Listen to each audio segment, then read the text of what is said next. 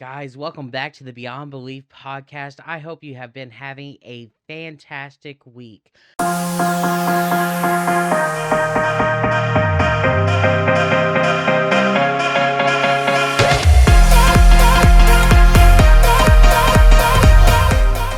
Oh my gosh, guys. I hope you so enjoyed last week's episode. It was such a blessing to have Corey on. Oh my gosh, I wish I could have sat down for hours because it was such a great time. I can't wait for our next guest. There is so many things behind the scenes that we have going on here. I can't wait to release more to you guys. But I really do truly take every part of this podcast seriously. Now, that being said, I know there were some issues with audio. I have worked that out. I haven't had time to edit the video previously posted, but in the future, we shouldn't have an issue. Um, th- One of the many things with my setup is sometimes things get moved. In this situation, my mic was turned down a little bit. I'm now recording separate audio files. You don't need to know this, but I'm telling you anyway. I'm recording my audio files separate from a guest so that they can both be individually changed and leveled out for you guys, just so it's the best audio experience possible. So I enjoy and I appreciate so much the patience from you all as we go on through these times. Now, that being said, if you look at what's going on the screen right now, you can tell this isn't exactly the normal Beyond Belief set. I decided not to go with the green screen today. As you can see, I had that stupid light switch that I kept trying to remove out of the frame, and somehow I keep bringing it further in the frame. So that's a light switch. This I think this is a good sign of how the podcast is gonna go. So I'm gonna jump into a political moment, and I'm not gonna do an intro today, guys. I just don't feel it, you know. I don't feel the intro today, and I'm probably not gonna bring the story justice. But the biggest news story I think we all know right now is the current government shutdown. I know. And I don't know about you. I'm assuming you're a like-minded individual and you're on social media. You might not watch as much news, and honestly, that's probably why you're happier than I am from time to time because you're not so obsessed with the news cycle because it's a lot. Megan Kelly talked about it about how she knows her fans that listen to her all the time, they kind of have to have a tougher stomach because stomaching the news at all times is a very mm, heavy weight because it sometimes it is just not a good news cycle. You have to cover the good and the bad. But back to the government shutdown. Currently, I believe as of this moment on Thursday, today is October 30th, the Senate has voted and failed to pass the current resolution to keep the government funded. And I know what you're saying. You're saying, Tyler, well, if the Republicans will just get it together. No, no, Republicans have literally proposed a bill that when the Democrats were in control, they passed with flying cover. They had no issues passing this when they were in control. However, now that Republicans are in control of the Senate, Democrats are refusing, and now you're going to see millions of families all throughout the country miss out on their SNAP benefits when they roll on the 1st. That's going to be this Saturday. And I know what you're thinking. Well, the Republicans are in control. You're correct, but it's a Democrat vote that's preventing any action. So remember that. When you think about who really cares about you the most, um, it's the Democrats. That's why you're suddenly in a situation where your SNAP benefits are no longer going to be there for you. So when you're trying to figure out how you're going to finance food, literally food for you and your families, it is because Democrats have decided that they would rather play a political game than let you be fed. And that is just the most basic level take, and you're gonna see it all over the social media. You're gonna see that people are blaming Republicans, but even Jake Tapper from CNN had a leader of the Democratic Party on his uh what do they call it? His broadcast uh just today. And even he was pushing back saying, "Why are we blaming Republicans? In any other time in history, when there is a government shutdown, the party being blamed is the one voting no. The party being blamed is the one that won't pass the bill." In 2018, the Republicans were blamed because the Republicans would not vote for the bill to go through. In previous years, in the Obama era or years, not eras, in the Obama years, if it was Republicans that were voting no, Republicans were blamed. Democrats were blamed when Democrats were voting. It is only now that Republicans are blamed and Democrats are taking food off your table.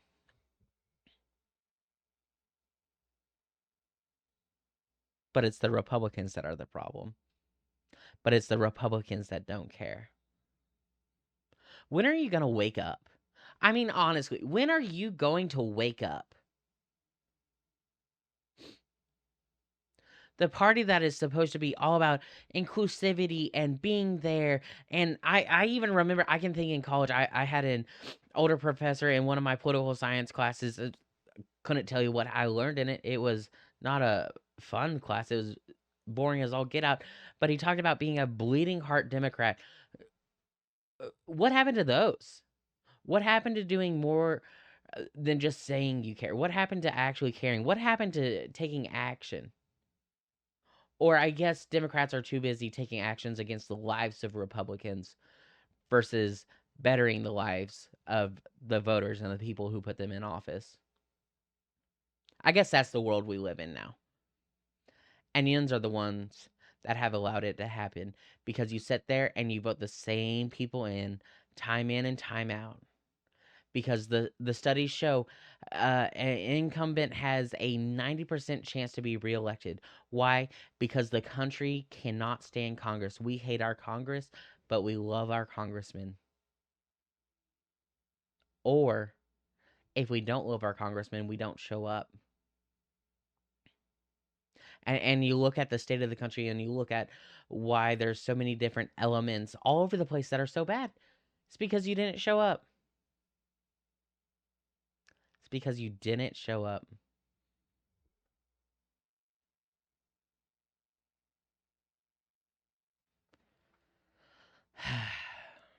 And that's all I have for this political moment today. Honestly, I hope I catch so much heat. I I can't wait for all of you AI bots to fill my comment sections because I can just tell all that hate is gonna pour out. And you know what? I'll pray for you. I will because you need prayer. You need something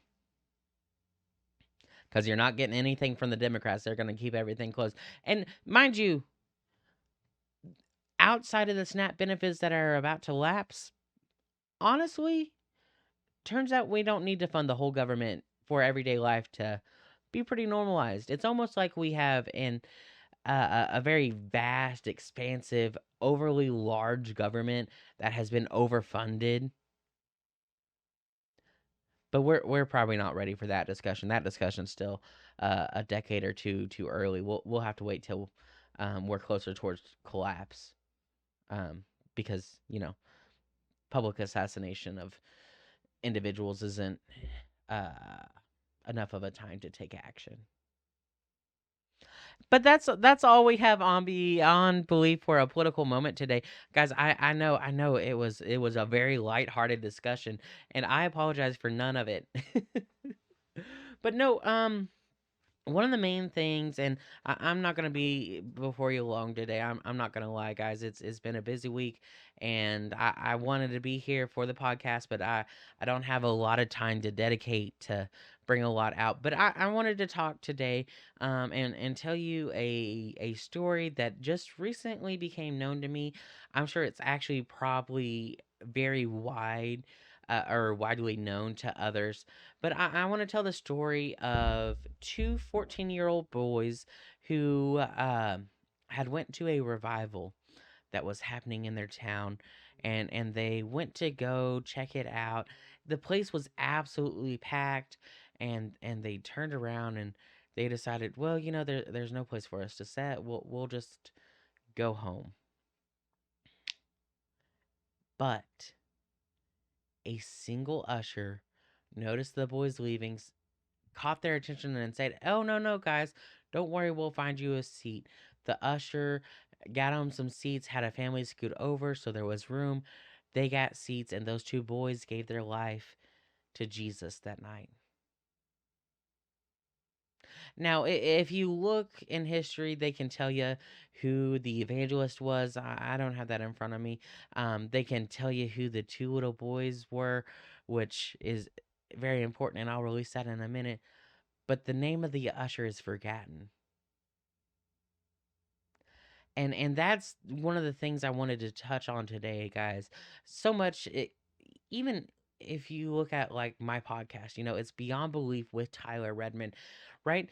A name has significance and power. If you look at the names of the Lord, that they all signify something.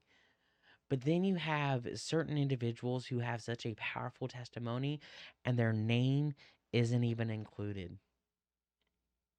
Now, again, the name of this usher has kind of been lost in history, but the two little boys, one is Billy Graham, the other is Billy Graham's best friend, who became his right hand man and led all of his evangelism. And it was all because of one man who noticed someone leaving and said, "No, no, no, we'll make room." And it made me think how that's just one incredibly powerful story. And uh, obviously everything that was a catalyst, a breaking point that spread the word of the Lord so much just a generation ago, all the way to the Queen of England, if you can believe it. um but think about the fact that you have impact even if your name's not remembered. That's why I have a coffee mug. um I don't know where it's at. I think it might be at the office at work. But it celebrate the small victories. And sometimes it's in those small things, in those small acts of kindness, um, the, in the most minute. Uh, that's where the true blessings are. That's where real change happens. And yes, it's great for people to know your name, and you can feel better and walk a little taller knowing that you had an impact and people know you. But sometimes it that makes it too easy to step into pride. Sometimes the actions, no, no, let me scratch that. Every time the actions speak more than the name.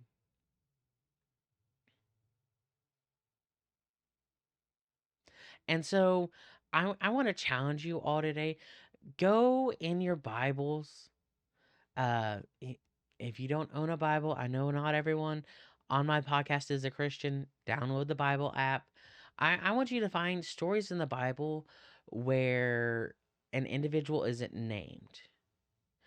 Because there are several stories that you're going to be able to find where there isn't a name, but there's still impact and great change.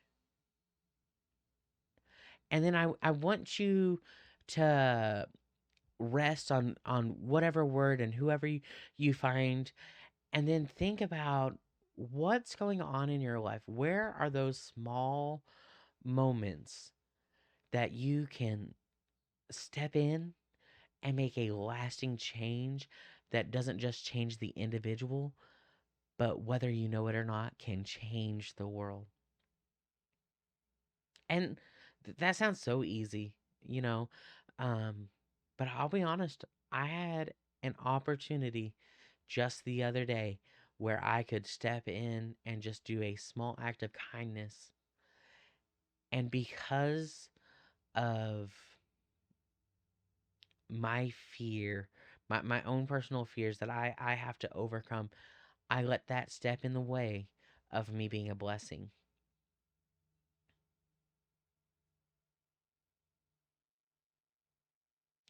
And honestly, guys, we can talk about that too.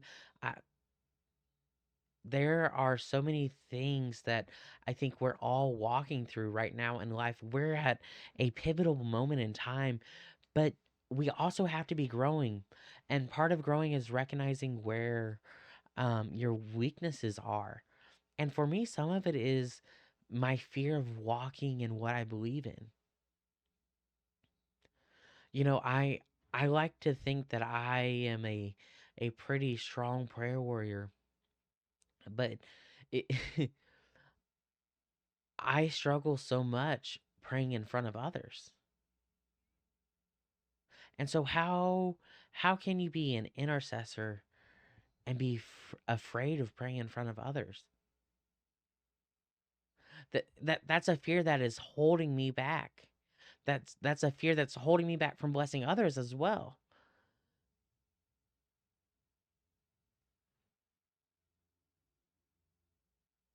So that's just something I think we all should focus on in this coming week. You know, I know tomorrow's Halloween.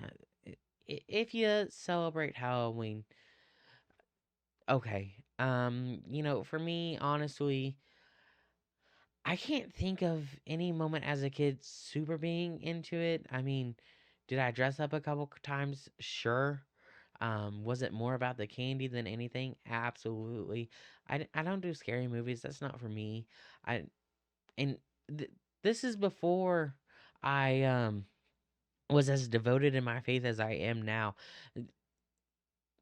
Scary movies just aren't for me. I'm not into being apparently I'm scared of my own voice and saying the wrong thing so much. So why would I be putting myself in positions to be scared of something on the television, yet alone opening my home to different dimensions? And we don't have time to talk about that today, but you know, call me crazy in the comments or something if you want to know more. But no, guys, I'm losing the plot of today's podcast episode, and I think that's okay. I think every now and then you need to lose the plot. What an interesting time we're going into. Y- I can't wait for tomorrow to be over. After that, we're going into some of the best times of the year. We have Thanksgiving, and just look at me. And you know, I love me some turkey and mashed potatoes and gravy. And we're getting into Christmas. Oh my gosh, I'm so excited for Christmas. And there's so many new big updates coming to Beyond Belief. We're quickly approaching the end of season one, guys. It's almost been a full year since Beyond Belief has launched. It has been such an amazing journey.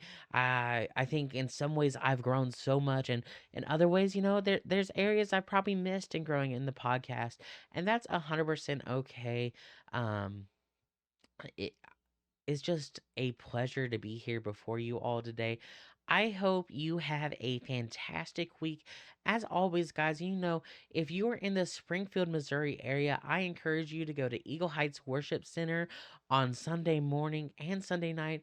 We have two awesome services that you want to be a part of. If you're like, "Hey man, let me check it out first," we do live stream service as well. I encourage you to check us out. You won't miss it. Um, the moves of God we have in our church is just unlike any other out there. I truly know it's where I'm supposed to be. I I don't know if it's where you're supposed to be, but I encourage you to check us out. I will see you all next week. Hopefully, we have a guest. Maybe we won't. It depends. You know, scheduling guests is a lot of work. I'm gonna have to hire an assistant before it's all said and done. But I will see you all next week. Y'all have a good one. See ya.